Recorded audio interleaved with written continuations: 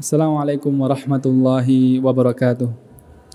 Alhamdulillah wassalatu wassalamu ala Rasulillah wa ala alihi wa ashabihi wa man tabi'ahum bi ihsanin ila yaumiddin. Amma ba'd.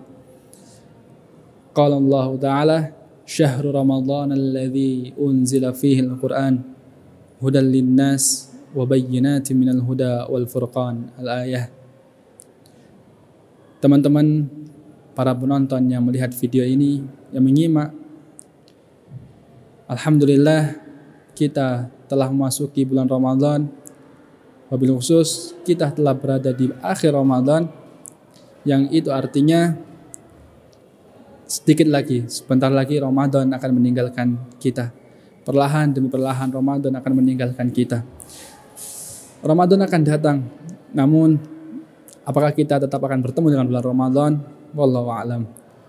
Maka di kesempatan yang mulia ini, seperti di muqaddimah tadi, Allah Ta'ala berfirman, "Syahrul Ramadan alladzi unzila fihi al-Qur'an hudan linnas wa bayyinatin minal huda wal furqan."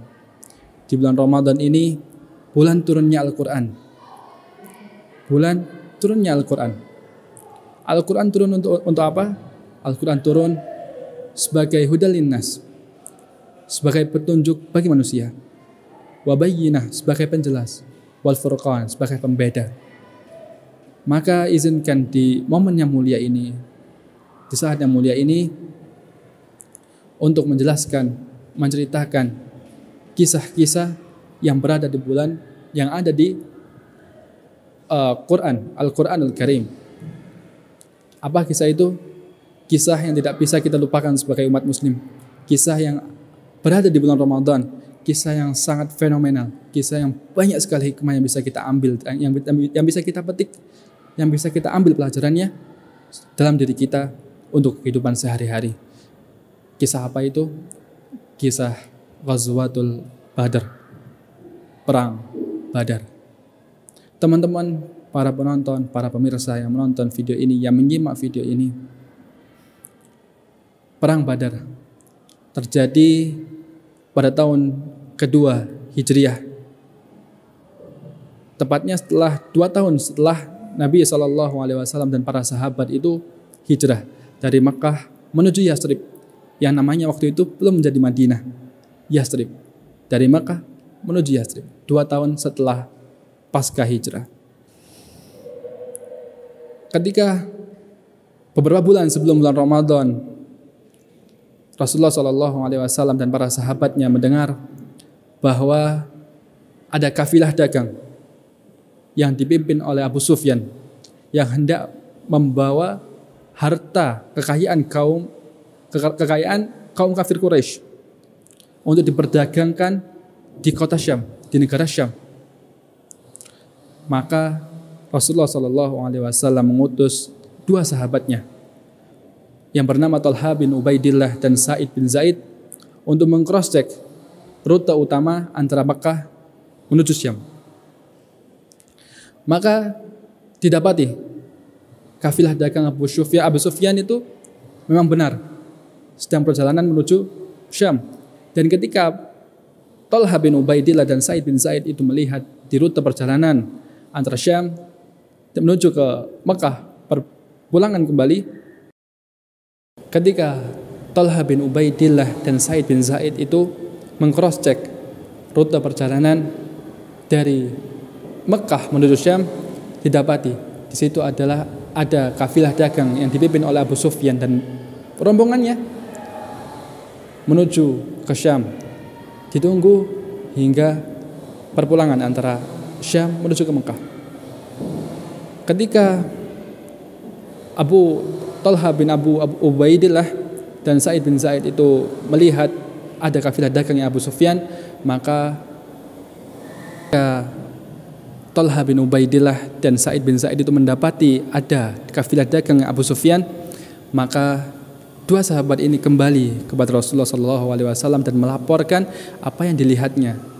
Maka Rasulullah SAW mengumpulkan seluruh sahabat yang ada, kaum Ansor, kaum Muhajirin, dikumpulkan menjadi satu, lalu diajaklah untuk mencegah kafilah dagang itu untuk tidak sampai kepada kota Mekah.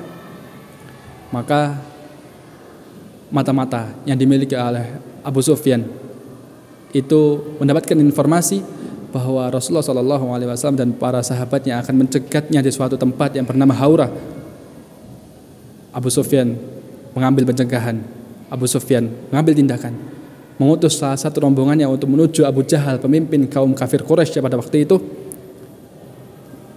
Dan ketika rombongan utusan itu telah sampai kepada Abu Jahal, pemimpin kaum kafir Quraisy, maka dengan cepat Abu Jahal dan seluruh orang yang ada di kota Mekah pada waktu itu mengambil tindakan, bersiap-siap menolong kafilah dagang yang dipimpin oleh Abu Sufyan yang membawa harta benda kaum kafir Quraisy pada waktu itu.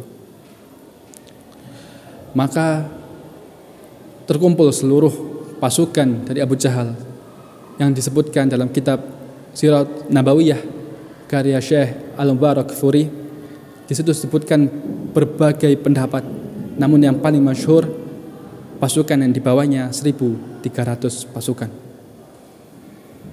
Singkat cerita, ketika Rasulullah SAW tiba di suatu tempat yang bernama Haura, di situ Rasulullah SAW berhasil mengambil salah satu rombongan yang dimiliki oleh kafilahnya Abu Sufyan, kafilah dagangnya Abu Sufyan, dan diinterogasi. Dan orang ini berkata bahwa Abu Jahal telah menyiapkan 1.300 pasukan untuk menyelamatkan kafilah dagangnya Abu Sufyan, dan jika terjadi peperangan maka 1.300 orang itu siap untuk melakukan peperangan. Maka Rasulullah SAW mengumpulkan seluruh pasukannya, meminta pendapatnya dari kaum muhajirin. Dari kaum muhajirin mengatakan sami'na wa ata'na, dari kaum ansar juga pun mengatakan sami'na wa ata'na, bahwa kami akan berperang bersamamu wahai Rasulullah SAW. Maka tibalah suatu momen di bulan Ramadan, di tanggal 17 Ramadan, di suatu lembah yang bernama Lembah Badar. Maka Rasulullah SAW melihat begitu banyak sekali pasukan yang dibawa oleh kaum kafir Quraisy. Rasulullah sebagai manusia yang biasa, Rasulullah sebagai manusiawi merasa ketakutan, merasa khawatir bahwa pasukan yang dibawa oleh Rasulullah hanya yang berjumlah 313 orang saja, ini akan musnah, ini akan kalah. Maka malam hari sebelum perang berkecamuk itu ada sebuah doa, yang doa ini sangat-sangat fenomenal, yang doa ini tidak bisa kita lupakan, yang doa ini selalu ada di kitab sirah manapun. Yang inti dari doa ini, Rasulullah SAW memohon pertolongan pada Allah Subhanahu Wa Taala. Rasulullah SAW meminta pertolongan pada Allah agar dimenangkan. Andai kata kaum muslimin habis ketika perang Badar, maka tidak akan lagi ya Rabb yang akan sujud kepadamu, tidak akan lagi ya Rabb yang akan menyembah kepadamu. Maka menangkanlah peperangan ini wahai ya Rabb. Itu doa fenomenal, doa yang dipanjatkan oleh Nabi SAW di bulan Ramadan. Lalu apa respon Allah? Disebutkan dalam surat Al-Anfal ayat ke-9, di juz ke-9. Allah Ta'ala berfirman, "Idz tastaghitsuna rabbakum." Maka ketika Nabi SAW itu memohon kepada Rabbnya, fastajaba lakum, maka Allah mengabulkan permintaan Rasulullah secara kontan. Dengan apa? Fastajaba lakum, dengan mengirimkan para malaikatnya.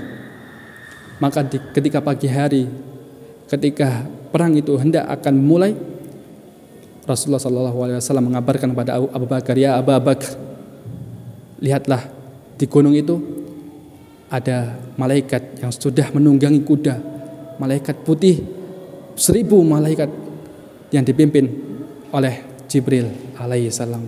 Maka janganlah takut wahai Abu Bakar, tetap melawan, tetap bela agama Allah, tetap berjuang di jalan Allah." Maka benar apa yang dikatakan, apa yang difirmankan oleh Allah dalam surat Al-Imran di juz keempat ayat 124. Allah Ta'ala berfirman, "Laqad nasarakumullah," dan sungguh Allah itu telah menolong kamu bi Badar, dalam perang Badar. Wa antum adzillah, walaupun kamu itu sedikit, walaupun kamu itu lemah, hanya 313 orang melawan 1.300 orang, sangat mustahil jika tanpa pertolongan Allah. Maka Allah tutup ayat itu dengan fattaqullah wa la'allakum tashkurun. Maka bertakwalah kepada Allah agar kamu menjadi orang-orang yang bersyukur. Maka di bulan Ramadan ini tingkatkan ketakwaan kita, perbanyak doa kita, perbanyak lagi ibadah kita, dan kita yakin bahwa Allah Subhanahu wa taala akan menolong segala apapun yang membuat kita itu kesulitan. Allah akan memudahkan jalan kita sebagaimana dijelaskan dalam surat At-Talaq. Allah Ta'ala berfirman, "Wa may yattaqillaha yaj'al lahu makhraja wa may yattaqillaha yaj'al lahu min amrihi yusra wa may yattaqillaha yukaffir anhu sayyi'atihi wa yu'dhim lahu ajra." Allah Ta'ala berfirman, bertakwalah kepada Allah, maka aku akan mudahkan segala urusanmu walaupun menurutmu itu mustahil. Barakallahu fikum. Assalamualaikum warahmatullahi wabarakatuh.